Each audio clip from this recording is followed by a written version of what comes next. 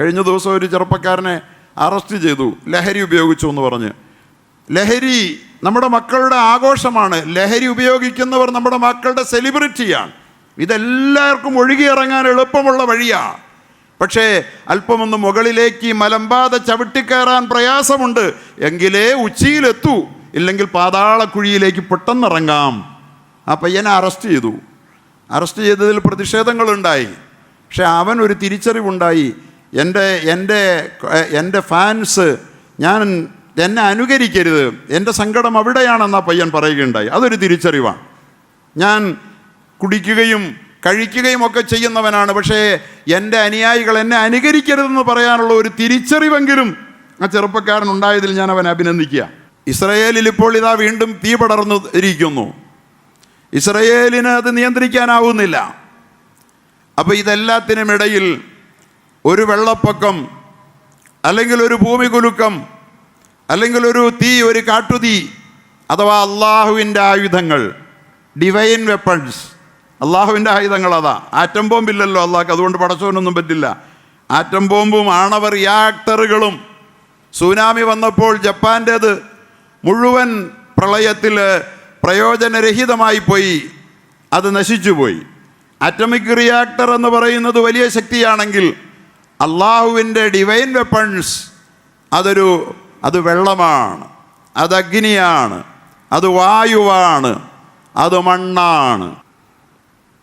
പരിശുദ്ധ ഖുർആനിൽ അല്ലാഹു സുബ്ഹാനഹു വ തആല മാനവരാശിയെ ഓരോ വചനങ്ങളിലൂടെയും അഭിസംബോധന ചെയ്യുന്നത് മനുഷ്യന് അവൻ്റെ വിശ്വാസ വിചാര വീക്ഷണങ്ങളെ ശരിയായ നിലയിൽ കരുപ്പിടിപ്പിക്കാൻ അവനെ പാകപ്പെടുത്തുക എന്ന ലക്ഷ്യത്തിലാണ്.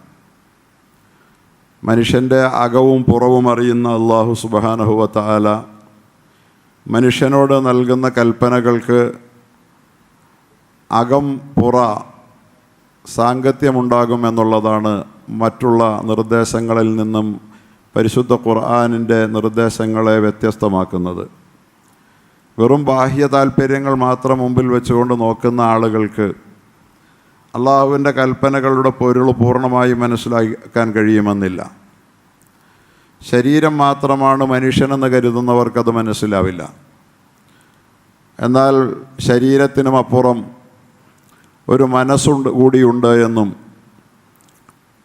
ഒരാത്മാവുണ്ട് എന്നും അവിടെയാണ് യഥാർത്ഥത്തിൽ മനുഷ്യത്വത്തിൻ്റെ അടിത്തറ കുടികൊള്ളുന്നതെന്നും വിചാരിക്കുകയും മനസ്സിൻ്റെ ഉള്ളറകളെ തൊട്ടറിയുകയും ചെയ്യുന്നവർക്ക് അള്ളാഹുവിൻ്റെ നിർദ്ദേശങ്ങളുടെ പൊരുളറിയാൻ കഴിയും.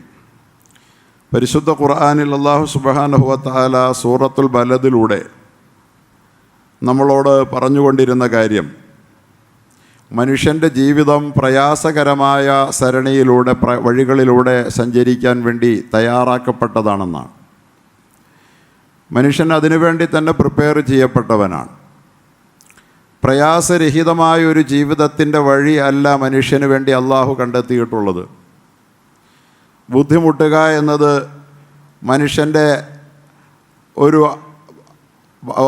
അവൻ്റെ ജീവിത പ്രക്രിയയുടെ ഭാഗമാക്കി തീർത്തിരിക്കുകയാണ് അള്ളാഹു ആണയിട്ട് പറഞ്ഞത് പരിശുദ്ധ മക്കയെക്കുറിച്ച്. അതുപോലെ തന്നെ ആ മക്കയിൽ അവതരിച്ച പ്രവാചകനായ നബി മുഹമ്മദുർ റസൂലുള്ളാഹ് സ്വല്ലല്ലാഹു അലൈഹി വസല്ലമ തങ്ങളുടെ കഷ്ടത നിറഞ്ഞ ജീവിതത്തെക്കുറിച്ച്, പിതാവ് മാതാവ് അല്ലെങ്കിൽ പിതാവ് പുത്രൻ ബന്ധത്തെക്കുറിച്ച്, പിതാപുത്ര ബന്ധത്തെക്കുറിച്ച് പരാമർശിച്ചുകൊണ്ട് അല്ലാഹു സുബ്ഹാനഹു വ തആല നമ്മോട് പറഞ്ഞത് പ്രയാസങ്ങളുടേതാണ് ഈ ജീവിതമെന്നാണ്. അതാണ് നമ്മൾ കഴിഞ്ഞ ആഴ്ചകളിൽ പറഞ്ഞത്. പ്രയാസമുണ്ട് ഈ ജീവിതത്തിന്. പ്രയാസങ്ങളിൽ ഏറ്റെടുക്കാൻ ഈ ലോകത്ത് മടിച്ച ഒരു മനുഷ്യനും അവൻ്റെ വഴികളിൽ പുരോഗതി കൈവരിച്ചിട്ടില്ല. പ്രയാസങ്ങൾ അവൻ്റെ ജീവസന്ധാരണത്തിന് വേണ്ടിയുള്ളതുണ്ട്. അതുപോലെ തന്നെ പ്രയാസങ്ങൾ അവൻ്റെ ആത്മീയമായ പരിപോഷണത്തിന് വേണ്ടിയിട്ടുള്ളതുണ്ട്. അതുപോലെ പ്രയാസങ്ങൾ മനുഷ്യന് ജീവിതത്തിനൊരു മിഷൻ, ഒരു ലക്ഷ്യമുണ്ടെങ്കിൽ ആ ലക്ഷ്യ സാക്ഷാത്കാരത്തിന് വേണ്ടിയുള്ളതുണ്ട്. ഇങ്ങനെ വിവിധങ്ങളായ തരത്തിലുള്ള പ്രയാസങ്ങളെ മനുഷ്യൻ ഏറ്റെടുത്തുകൊണ്ട് തന്നെയാണ് ഈ ലോകത്ത് ജീവിക്കുന്നത്. ഏതെങ്കിലും തരത്തിലുള്ള പ്രയാസങ്ങൾ അനുഭവിക്കാതെ ഈ ലോകത്ത് നമുക്ക് ജീവിക്കുക സാധ്യമല്ല. അതാണ് അല്ലാഹ് പറഞ്ഞത്, ലഖദ് ഖലഖ്നൽ ഇൻസാന ഫീ കബദ്. മനുഷ്യരെ, മക്കയാണ് സത്യം. മക്കയിൽ ജന്മം കൊണ്ട് ലോകത്ത് ധർമ്മത്തിന് വേണ്ടി വലിയ ഒരു പ്രയാസകരമായ ത്യാഗനിർഭരമായ ജീവിതത്തിൻ്റെ പ്രതീകമായി നിലകൊള്ളുന്ന മഹാപ്രവാചകനെ കൊണ്ട് സത്യം, പിതാവ് പുത്രൻ, ആ ബന്ധത്തിൻ്റെ ഉള്ളിൽ നിക്ഷിപ്തമായിരിക്കുന്ന പ്രയാസകരമായ അവസ്ഥകൾ, അതൊക്കെ മുമ്പിൽ വെച്ചുകൊണ്ടാണ് അള്ളാഹു പറഞ്ഞത്, ലഖദ് ഖലഖ്നൽ ഇൻസാന ഫീ കബദ്. പ്രയാസമുണ്ട് മനുഷ്യൻ്റെ ജീവിതത്തിൽ. ആ പ്രയാസം ഏറ്റെടുക്കേണ്ടിടത്ത് ഏറ്റെടുക്കണമെന്ന് നമ്മോട് പറയുമ്പോൾ അത് സുഖജീവിതത്തിന് തടസ്സമാണെന്ന് കരുതി നമ്മൾ ഒഴിഞ്ഞു മാറാൻ ശ്രമിക്കരുത്. അള്ളാഹു നമ്മോട് പറയുന്ന അതാണ്.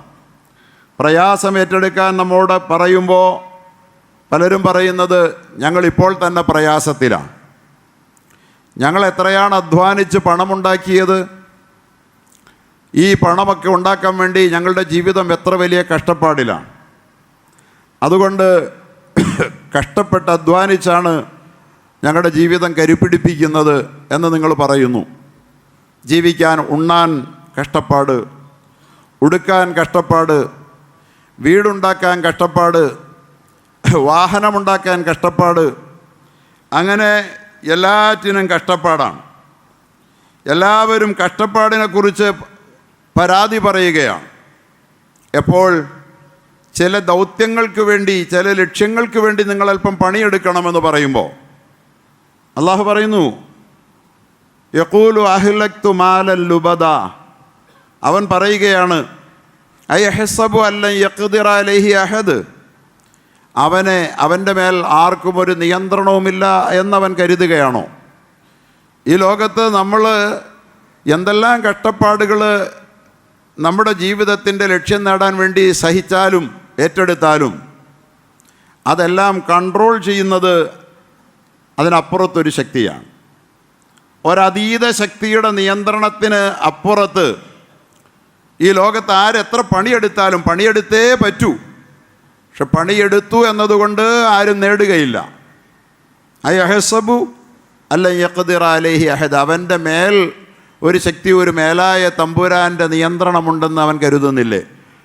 സഹോദരങ്ങളെ, ലോകത്തെ നമ്മുടെ ആസൂത്രണങ്ങളൊക്കെ ഒരു വശത്ത്, അള്ളാഹു നിശ്ചയിച്ച വഴികളിൽ നമുക്ക് വളർച്ച, പുരോഗതി, വികാസമൊക്കെ പടച്ചോൻ തന്നുകൊണ്ടിരിക്കും. പക്ഷെ നമ്മൾ വിചാരിച്ചിടത്തൂടി പോകുമെന്നൊന്നുമില്ല. നമ്മൾ വിചാരിച്ചില്ലെങ്കിലും ചില വളർച്ചകളും ചില കുതിപ്പുകളും നമുക്കുണ്ടായേ പറ്റൂ. മനുഷ്യരാശിക്ക് വേണ്ടി അള്ളാഹു വെച്ച ചില കുതിപ്പുകളുണ്ട്, ചില വളർച്ചാ വികാസങ്ങളുണ്ട്. അതിലേക്ക് നമ്മൾ വളർന്നുകൊണ്ടിരിക്കും. 100 കൊല്ലത്തെ വളർച്ചയല്ല പിന്നീട് ഉള്ള 50 കൊല്ലം കൊണ്ടുണ്ടായത്. കഴിഞ്ഞ 50 കൊല്ലത്തെ വളർച്ചയിലല്ല നാം ഇന്നുള്ളത്. ഇന്നുള്ള വളർച്ചയല്ല അടുത്ത 10 കൊല്ലത്ത് നമുക്കിനി സംഭവിക്കാൻ പോകുന്നത്.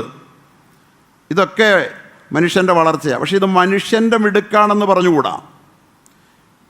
ഈ മിടുക്ക് മറ്റ് ജീവികൾക്ക് എന്തുകൊണ്ടില്ല? മറ്റ് ജീവികൾക്കുണ്ട്, കണ്ണ്, കാതൊക്കെ ഉണ്ട് നമ്മെപ്പോലെ. പക്ഷേ ആ ജീവികൾക്കൊരു വളർച്ചയുമില്ല. നിങ്ങൾക്ക് വളർച്ചയുണ്ടായെങ്കിൽ വളർച്ച നിങ്ങളിൽ അള്ളാഹു നിക്ഷേപിച്ചിരിക്കുകയാണ്. വളർച്ചയുടെ സാധ്യതകൾ അള്ളാഹു നിങ്ങൾക്ക് കണക്കാക്കിയതാണ്. ആ കണക്കാക്കിയ വളർച്ച നിങ്ങൾക്ക് കിട്ടും. പക്ഷെ വളരും തോറും പിളരുമെന്ന് പണ്ടാരോ പറഞ്ഞ പോലെ വളരും തോറും തളരുകയും ചെയ്യുന്നുണ്ട് നിങ്ങൾ. സഹോദരങ്ങളെ, വലിയ വളർച്ചയുടെ നടുവിലാണ് നമ്മൾ കൊറോണ കൊണ്ട് തളർന്നു പോയത്. അള്ളാഹു ചോദിക്കുന്നു, അയഹ്സബു അല്ലൻ യഖ്ദിറ അലൈഹി അഹദ്. അവൻ്റെ ഈ വളർച്ചാ കുതിപ്പിനിടയിൽ അവനെ കൺട്രോൾ ചെയ്യാൻ ആരുമില്ലെന്ന് അവൻ കരുതിയോ? അവൻ എല്ലാം പൂട്ടിക്കെട്ടി. നമ്മൾ കണ്ടതാണ്. അത് ഒരു യാദൃശ്ചികത എന്ന് പറഞ്ഞ് തള്ളാനാവാത്ത വിധം വീണ്ടും അടുത്ത നാൾ കണ്ടല്ലോ നാം. അമേരിക്ക എല്ലാം നിയന്ത്രിക്കുന്ന, അമേരിക്ക ഒരു വലിയ കാട്ടുതീ പടർന്നു പിടിച്ചപ്പോൾ അതണയ്ക്കാനാവാതെ സ്വാഭാവികമായ അണയലിന് കാത്തു നിൽക്കേണ്ടി വന്ന ഗതി. ഈ ലോകത്ത് അയഹ്സബു അല്ലൻ യഖ്ദിറ അലൈഹി അഹദ്, അവൻ്റെ മുകളിലൊരു ശക്തി കാര്യങ്ങൾ നിയന്ത്രിക്കുന്നു എന്നവൻ വിചാരിക്കുന്നില്ലയോ? എല്ലാത്തിനും മുകളിൽ ഈ വലിയ വളർച്ചയ്ക്കിടയിലും താൻ എവിടെയോ ആണെന്ന് മനുഷ്യൻ അഹങ്കരിക്കുമ്പോഴും അവനെ ഒന്നുമല്ലാതാക്കുന്ന നിസ്സഹായനും നിസ്സാരനുമാക്കി തീർക്കുന്ന ഒരു ശക്തി അവൻ്റെ തലയ്ക്ക് മുകളിലുണ്ടെന്ന് അറിയുന്നില്ലേ അവൻ? ഇതാണ് അള്ളാഹു ചോദിക്കുന്നത്. കഷ്ടപ്പെട്ട് ജീവിത ലക്ഷ്യത്തിന് വേണ്ടി പണിയെടുത്തേ പറ്റൂ. പക്ഷെ കഷ്ടപ്പാട് കൊണ്ടെല്ലാം നേടുമെന്ന് കരുതണ്ട. അതിനും മുകളിലൊരു മേലായ തമ്പുരാൻ്റെ കരങ്ങൾ ഉയർന്നു നിൽപ്പുണ്ട്. ഈ കഴിഞ്ഞ ദിവസങ്ങളിൽ വാർത്തകളിൽ വന്നല്ലോ, സ്വീഡനും ഇറ്റലിയുമോ ഏതോ രാഷ്ട്രങ്ങൾ, എനിക്ക് ഓർമ്മയില്ല, വളരെ സുപ്രധാനമായ 2-3 യൂറോപ്യൻ രാഷ്ട്രങ്ങൾ പൂർണ്ണമായും അവരുടെ വൈദ്യുതി വിച്ഛേദിക്കപ്പെട്ടിരിക്കുന്നു, നിലച്ചുപോയി. ഫ്രണ്ട് പേജിൽ വലിയ വാർത്തയായി പത്രങ്ങളിൽ വന്നതല്ലേ. 2-3 യൂറോപ്യൻ രാജ്യങ്ങൾ എങ്ങനെ അത് സംഭവിച്ചു എന്ന് അവർക്ക് ഈ സംഭവം നടന്നിട്ട് ദിവസങ്ങൾ കഴിഞ്ഞിട്ടും കണ്ടുപിടിക്കാൻ പോലും പറ്റിയിട്ടില്ല പോലും. അവരുടെ ആ രാജ്യങ്ങളുടെ മുഴുവൻ പവർ സപ്ലൈ നഷ്ടപ്പെട്ടു പോയിരിക്കുന്നു. എങ്ങനെയാണത് സംഭവിച്ചതെന്ന് അവർക്കറിയാൻ പോലും പാടില്ല. അപ്പം എല്ലാം കൺട്രോൾ ചെയ്യുന്നത് ഈ ഭൗതികതയിൽ കുതിച്ചുയർന്ന ഈ മഹാശക്തികളാണെങ്കിൽ എന്തുകൊണ്ട് ആ രാജ്യത്തിന് ആ ദുർഗതി വന്നു? വിമാനത്താവളങ്ങൾ അടച്ചിട്ടു, ട്രെയിൻ സർവീസുകൾ നിലച്ചുപോയി, വാഹന ഗതാഗതങ്ങൾ മുടങ്ങിപ്പോയി, മനുഷ്യൻ ഇരുട്ടിൽ തപ്പുകയാണ്. അങ്ങനെ അതിപ്പോൾ അതിജീവിച്ചിട്ടുണ്ടാകും. പക്ഷേ ദിവസങ്ങൾ അങ്ങനെയായി. എന്തുകൊണ്ടെന്നറിയില്ല. ഹെസബു അല്ലൻ യഖ്ദിറ അലൈഹി അഹദ്, അവർക്ക് മുകളിൽ ആരും നിയന്ത്രിക്കാനില്ലെന്നവൻ കരുതിയോ? കരുതരുത്. നാം എല്ലാത്തിനും മുകളിൽ ഒരു കൺട്രോളുണ്ട്. ഇസ്രയേലിൽ ഇപ്പോൾ ഇതാ വീണ്ടും തീ പടർന്നു ഇരിക്കുന്നു. ഇസ്രയേലിന് അത് നിയന്ത്രിക്കാനാവുന്നില്ല.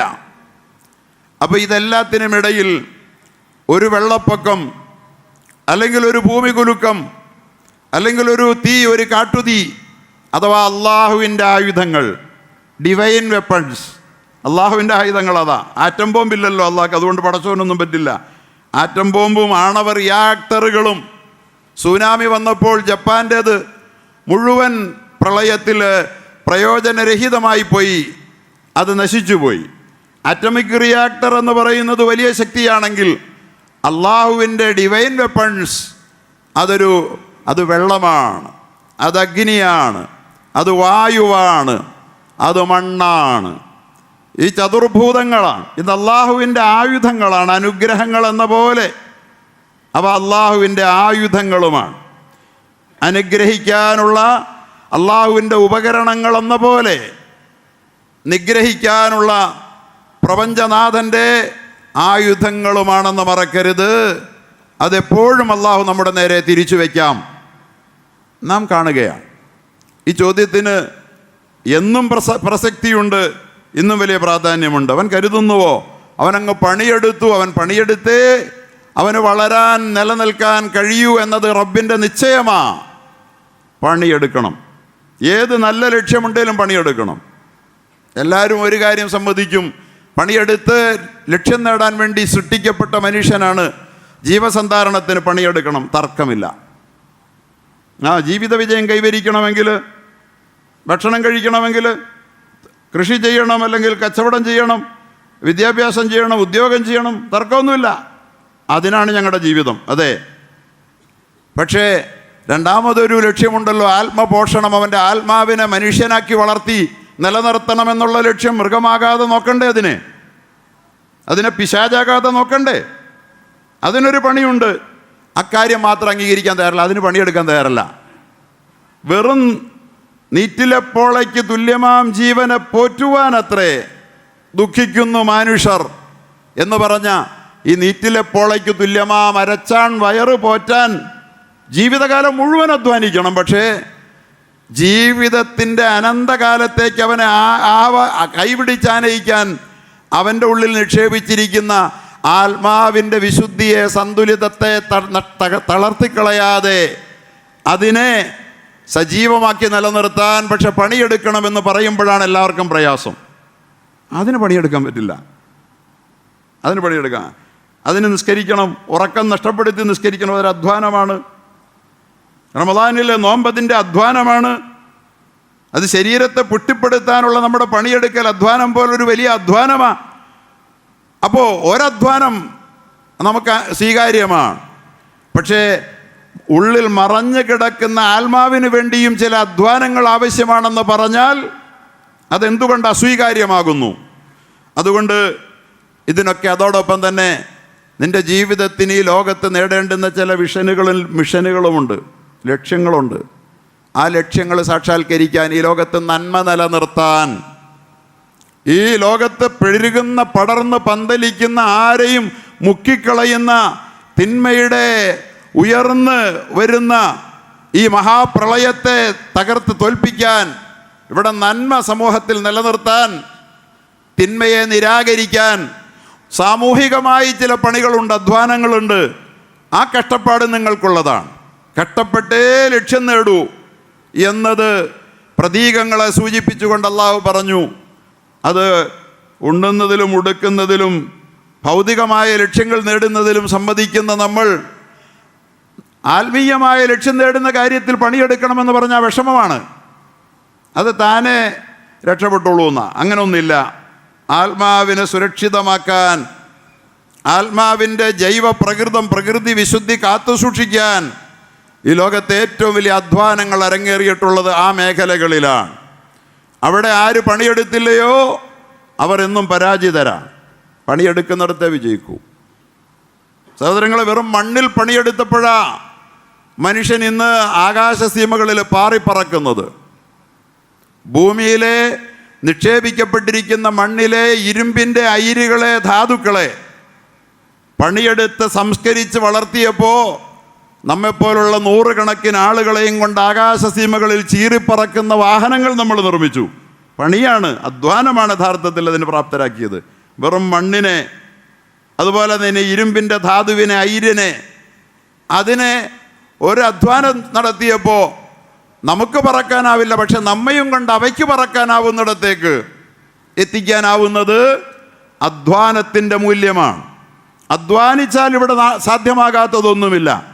പക്ഷെ ശാരീരികമായ സുഖസൗകര്യാദികൾക്ക് വേണ്ടി പണിയെടുക്കുന്ന മനുഷ്യൻ മാനസികമായ സുഖസൗകര്യാദികൾക്ക് വേണ്ടി പണിയെടുക്കാൻ മടിയനാ. മാനസിക സുഖസൗകര്യാദികൾ ഇന്ന് നഷ്ടപ്പെടുക, ശാരീരിക സുഖസൗകര്യാദികളുടെ വർധനവിനിടയിൽ മനുഷ്യന് നഷ്ടപ്പെടുന്നത് മാനസിക സുഖസൗകര്യാദികളാണ്, മാനസിക വിഭ്രാന്തിയാണ്. ലോകത്ത് എല്ലാവരും വിഷാദ രോഗങ്ങൾക്ക് അടിമയാവുകയാണ്. എല്ലാവരും അസമാധാനത്തിലും അസ്വസ്ഥതയിലുമാണ്.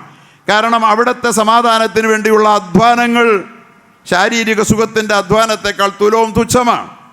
അതുകൊണ്ട് പണി, അധ്വാനം, ലഖദ് ഖലഖനൽ ഇൻസാന ഫീ കബദ്, അധ്വാനിക്കാതെ ഒന്നും ഈ ലോകത്ത് മനുഷ്യൻ നേടില്ല, ലക്ഷ്യം നേടില്ല എന്നത് റബ്ബിൻ്റെ നിശ്ചയമാണെങ്കിൽ, ആ നിശ്ചയം ഏത് ലക്ഷ്യമാണോ നേടാൻ നാം മുമ്പിൽ വയ്ക്കുന്നത്, ആ ലക്ഷ്യത്തിന് വേണ്ടി പണിയെടുത്തുകൊണ്ടേയിരിക്കണം. അപ്പോൾ അവൻ പറയുന്നു, ഞങ്ങൾ ഒരുപാട് പണിയെടുത്തു, പണം തുലച്ചു.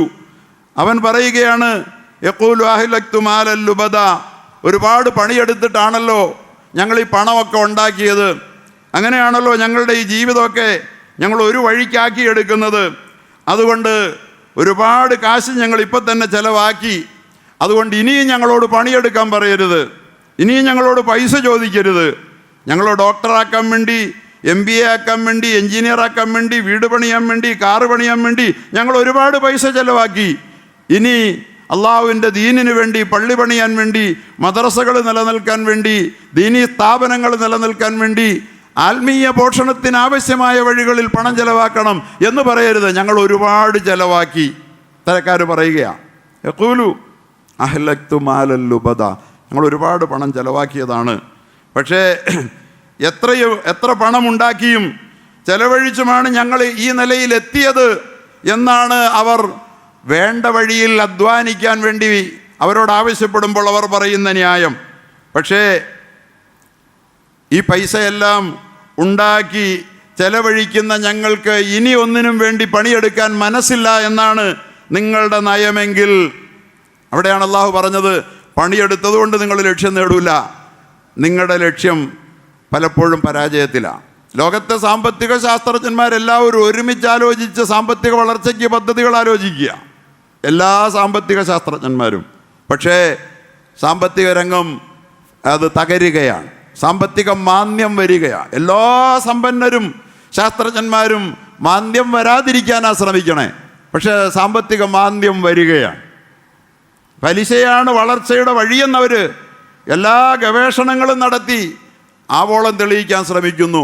പലിശയുടെ പദ്ധതികൾ പൊളിയുകയാണ്. എല്ലാറ്റിനും മുകളിൽ ഒരു തമ്പുരാനുണ്ട്. അവൻ്റെ കൺട്രോളിന് അപ്പുറത്തേക്ക് നിങ്ങൾ എത്ര പണിയെടുത്താലും ലക്ഷ്യം നേടാൻ കഴിയില്ല. അതുകൊണ്ട് നിങ്ങൾ പണം ചെലവഴിച്ചു, പണം സമ്പാദിച്ചു, അതിനുവേണ്ടി നിങ്ങൾ അധ്വാനിച്ചു എന്നൊക്കെ നിങ്ങൾ പറയുന്നു. പക്ഷേ അള്ള പറയുകയാണ്, അയഹസബു അല്ലം യറഹു അഹദ്. ഇതൊന്നും അള്ള കണ്ടില്ലെന്ന് കരുതിയോ? നിങ്ങൾ എങ്ങനെയാ പൈസ ഉണ്ടാക്കിയതെന്ന് ഇത് കാണുന്നവൻ ആരുമില്ലെന്ന് കരുതിയോ? ഏതേത് വഴികളിലാണ് നിങ്ങൾ ചെലവഴിച്ചത്? കാണുന്നവൻ ആരുമില്ലെന്ന് കരുതിയോ? എന്ത് ലക്ഷ്യമായിരുന്നു നിങ്ങൾ പണം ചെലവഴിച്ചപ്പോൾ? കല്യാണത്തിന് നിങ്ങൾ ധൂർത്തടിച്ചപ്പോൾ, ലക്ഷങ്ങളും കോരികളും വാരിയെറിഞ്ഞപ്പോൾ, അപ്പോൾ തന്നെ ഒരു പാവപ്പെട്ടവൻ്റെ ഒരു പെൺകുട്ടിക്ക് ഒരു കല്യാണത്തിന് വേണ്ടി നിന്നോട് അല്പം പണം ചോദിച്ചപ്പോൾ നിർദാക്ഷിണ്യമാൻ അവനെ അവഗണിച്ചപ്പോൾ, നീ വെച്ച വീടുകൾ. കഴിഞ്ഞ നാൾ ഞാൻ പോയി ഒരു സ്ഥലത്ത് പ്രഭാഷണത്തിന് ചെന്നു. കൂട്ടിക്കൊണ്ടുപോയതൊരു വലിയ വലിയ വീടിൻ്റെ പരിസരത്തേക്കാണ്. ഞാൻ ആ വീടും അവിടെ നടക്കുന്ന ലൈറ്റിൻ്റെ സൗണ്ടിൻ്റെ ഭയങ്കരമായ ആഘോഷങ്ങളും കണ്ട് ഞാൻ അസ്വസ്ഥനായപ്പോൾ ഞാൻ അറിഞ്ഞില്ല എന്നെ അങ്ങോട്ടാണ് കൊണ്ടുപോകുന്നത് ഭക്ഷണം കഴിപ്പിക്കാൻ വേണ്ടി. അവസാനം കൊണ്ടുപോയ ആളുകൾക്ക് വിഷമമായി. പക്ഷെ പറഞ്ഞിട്ടെന്ത് കാര്യം? അരങ്ങേറുന്നത് ഇതാണ് ലോകത്തെമ്പാടും. പൈസ ഒരൽപ്പം കയ്യിൽ കിട്ടിയാൽ യഖൂലു അഹ്ലക്തു മാലല്ലുബദ, ഞാൻ ഒരുപാട് കഷ്ടപ്പെട്ട് പൈസ ഉണ്ടാക്കി, ഞാൻ ഒരുപാട് പണിയെടുത്താണ് പൈസ ഉണ്ടാക്കിയത്, എന്നിട്ടാണ് ഞാൻ ഇങ്ങനെയൊക്കെ ചെയ്യണേ, ഈ പൈസ എങ്ങനെ ചെയ്യണമെന്നൊന്നും ഇനി ഒരുത്തനും പറയണ്ട. എന്തൊരഹങ്കാരമാണ്! വീടിനും അതുപോലെ തന്നെ സുഖസൗകര്യാദികൾക്കും വേണ്ടി പൊടിക്കുന്ന പണം ഈ സമുദായം പൊടിക്കുന്നത് പോലെ പൊടിക്കുന്ന ആരെങ്കിലും ഉണ്ടോ? പണിയെടുക്കണം പണിയെടുക്കണം എന്ന് അല്ലാഹു പറയുന്നുണ്ട്. പക്ഷേ പണിയെടുക്കേണ്ടിടത്തല്ല. ഞാൻ പണിയെടുക്കുന്നത് മുഴുവൻ എനിക്കും എൻ്റെ മക്കൾക്കും എൻ്റെ സ്വന്തക്കാർക്കും മാത്രം തിന്നാനാ, അതോടൊപ്പം എൻ്റെ പൊങ്ങച്ചം ആളുകൾ കാണാനാ. എന്തിനാ ഇത്രയും വലിയ വീട് വയ്ക്കണേ? എന്നിട്ട് അടച്ചു പൂട്ടിയിട്ട് പോവുക ഗൾഫിലേക്ക്. ഉണ്ടെങ്കിൽ തന്നെ രണ്ടാൾ താമസിക്കാനില്ലാത്തടത്ത് 5000-10,000 സ്ക്വയർ ഫീറ്റിൻ്റെ വീട് വയ്ക്കുന്ന ആർക്കാ? അള്ള പറയുകയാണ്, അവൻ പറയുന്നു, ഞാൻ പണം വല്ലാതെ അധ്വാനിച്ചുണ്ടാക്കി ചെലവഴിച്ചിട്ടാ ഞാൻ ഇവിടം വരെ എത്തിയതെന്ന്. അയഹസബു അല്ലം യറഹു അഹദ്. ഇതും ആരും കാണുന്നില്ലെന്ന് നീ കരുതിയോ? നേരത്തെ ചോദിച്ചതുപോലെ ഇതിൻ്റെയൊക്കെ മുകളിൽ കൺട്രോൾ ചെയ്യുന്ന ആരുമില്ലെന്ന് കരുതിയോ? നീ പണിയെടുത്ത് ലക്ഷ്യം നേടാമെന്ന് എന്ന് പറഞ്ഞപ്പോൾ ഇതൊക്കെ കൈകാര്യം ചെയ്യുന്ന ആൾ, ഇതിൻ്റെ അപ്പുറത്തൊരാൾ, മേലായ ഒരു തമ്പുരാനുണ്ടെന്ന് നീ കരുതിയില്ലേ? ഇവിടെ ചോദിക്കുകയാണ്, ഇവിടെ ചോദിക്കുക, അയഹസബു അല്ലം യറഹു അഹദ്. ഇതൊന്നും ആരും കണ്ടില്ലെന്ന് കരുതിയോ? വലിയ കൊമ്പൻ വീട് വെച്ചവർ, കൊലകൊമ്പൻ കല്യാണങ്ങൾ നടത്തിയവർ, ഇന്നലകളിൽ അങ്ങനെ നടത്തിയവരോട് പോയി ചോദിക്കണം നിങ്ങൾ, അവരൊക്കെ പിന്നീട് എന്തായി എന്ന്. അള്ളാഹു ഈ ഉമ്മത്തിനെ കാക്കുമാറാകട്ടെ. വലിയ ദുരന്തമാണ്. ഇദാലം യുബാറക്കിലിൽ അബ്ദി ഫി മാലിഹി ജഅലഹു ഫിൽ മാഇ വത്തീൻ.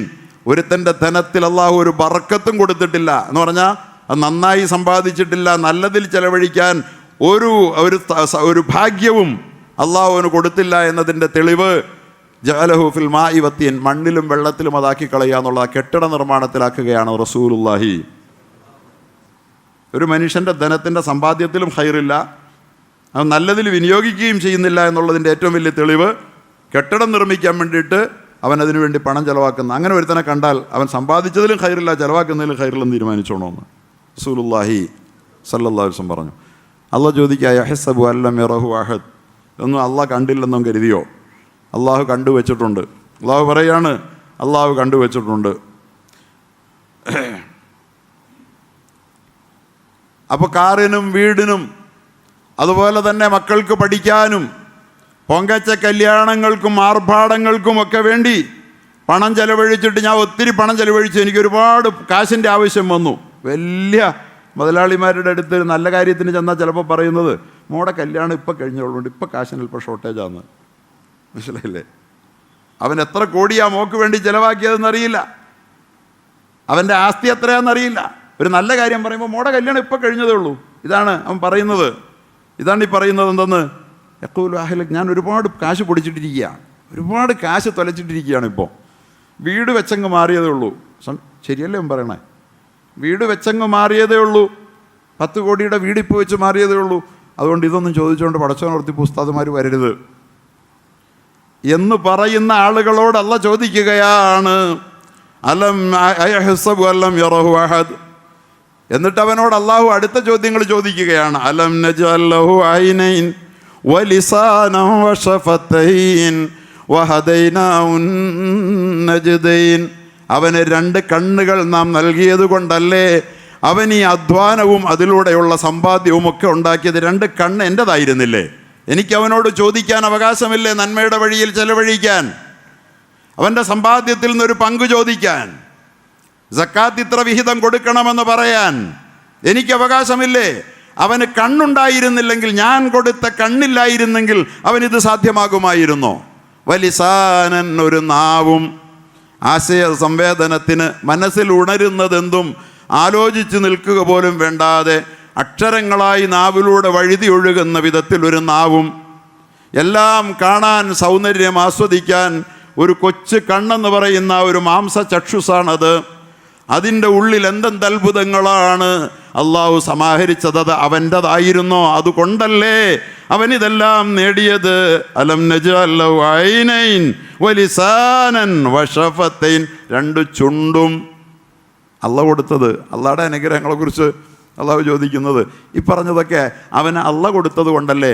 അവനിപ്പം ഞാൻ ഒരുപാട് സമ്പാദിച്ചു, ഒരുപാട് പൊടിച്ചു, തുലച്ചു എന്ന് അള്ളാഹുടെ മുമ്പിൽ മേനി പറയുന്നത് ഞാൻ കൊടുത്ത ഈ ഉപകരണങ്ങളെ, അനുഗ്രഹങ്ങളെ ആയുധമാക്കിയല്ലേ.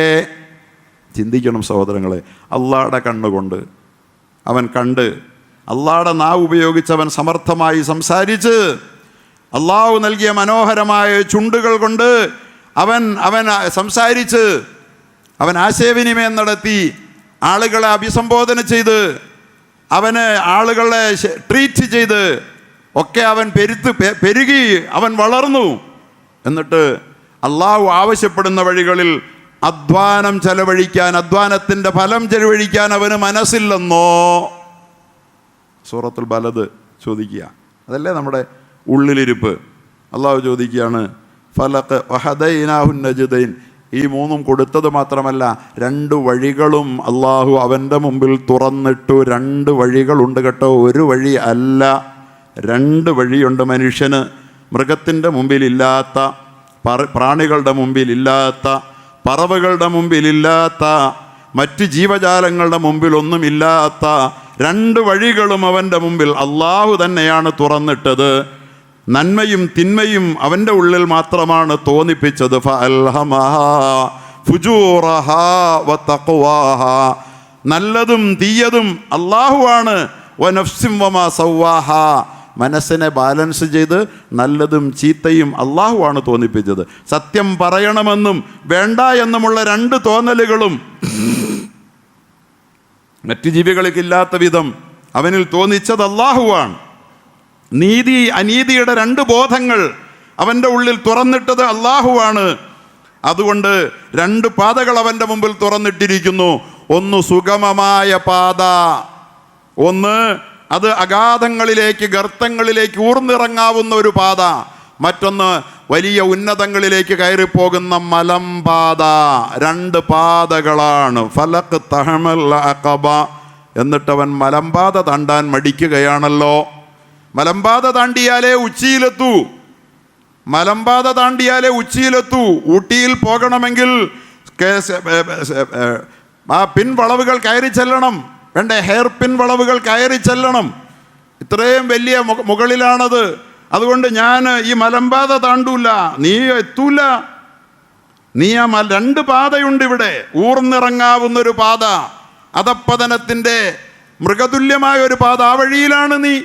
ആ വഴിയിലാണ് നീ. തിരിച്ചറിവ് നഷ്ടപ്പെടരുത്. കഞ്ചാവും കള്ളും പെണ്ണും ലഹരിയുമായി ഊർന്നിറങ്ങിപ്പോകാവുന്ന ആർക്കും, ഏത് വിഡ്ഢിക്കും, ഏത് പട്ടിക്കും സാധ്യമാകുന്ന പാത അല്ലേ? ഏത് ഏത് ജീവികൾക്കും സാധ്യമാകുന്ന പാത. അതാണ് ഒരു പാത.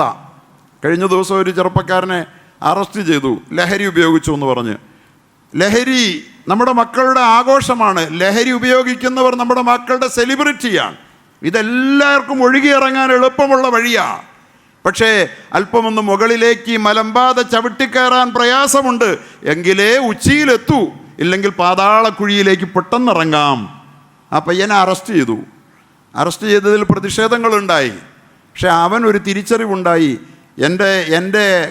എൻ്റെ ഫാൻസ് എന്നെ അനുകരിക്കരുത്, എൻ്റെ സങ്കടം അവിടെയാണെന്നാ പയ്യൻ പറയുകയുണ്ടായി. അതൊരു തിരിച്ചറിവാണ്. ഞാൻ കുടിക്കുകയും കഴിക്കുകയും ഒക്കെ ചെയ്യുന്നവനാണ്, പക്ഷേ എൻ്റെ അനുയായികൾ എന്നെ അനുകരിക്കരുതെന്ന് പറയാനുള്ള ഒരു തിരിച്ചറിവെങ്കിലും ആ ചെറുപ്പക്കാരൻ ഉണ്ടായതിൽ ഞാൻ അവനെ അഭിനന്ദിക്കുക. പക്ഷെ നമ്മുടെ സമുദായത്തിന് അതില്ല. ഇപ്പോൾ പിടിക്കപ്പെട്ടവനെല്ലാം സിനിമയെ പിടിക്കപ്പെട്ടതും അല്ലാടത്ത് പിടിക്കപ്പെട്ട മുഴുവൻ ഈ സമുദായക്കാരനല്ലേ. എനിക്ക് തെറ്റുപറ്റിയെന്ന് എവനെങ്കിലും പറയുന്നുണ്ടോ ഈ സമുദായത്തിൽപ്പെട്ടവൻ? ഇതാണ് മലമ്പാത താണ്ടാൻ ത്യാഗം ചെയ്ത് വളരാൻ സന്നദ്ധതയില്ലാത്ത ഒരു സമൂഹം. നിസ്കരിച്ചും നോമ്പ് വെച്ചും ശരീരത്തിൻ്റെ ഇച്ഛകളെ പിടിച്ചു കെട്ടിയും ആത്മപോഷണത്തിൻ്റെ വഴികളിലൂടെ നിങ്ങൾ എന്നിട്ട് മലമ്പാതയൊന്നൽപ്പം താണ്ടുന്നില്ലല്ലോ. താണ്ടിയാൽ നിങ്ങൾക്ക് നല്ല ടൂറിസ്റ്റ് കേന്ദ്രത്തിലെത്താം. പക്ഷെ താണ്ടണം. ഫലഖ്തഹമൽ അഖബ വമാ അദ്റാക മൽ അഖബ. ആ മലമ്പാത എന്താണെന്നറിയുമോ? അള്ളാഹു വളരെ പ്രതീകാത്മകമായി, വളരെ ആലങ്കാരികമായി, നമുക്ക് ചിന്തിക്കാൻ വളരെ പ്രചോദകമായ നിലയിൽ അള്ളാഹു നമ്മളെ പഠിപ്പിക്കുകയാണ്. ആത്മവളർച്ചയ്ക്ക് അധ്വാനങ്ങൾ അനിവാര്യമാണ്.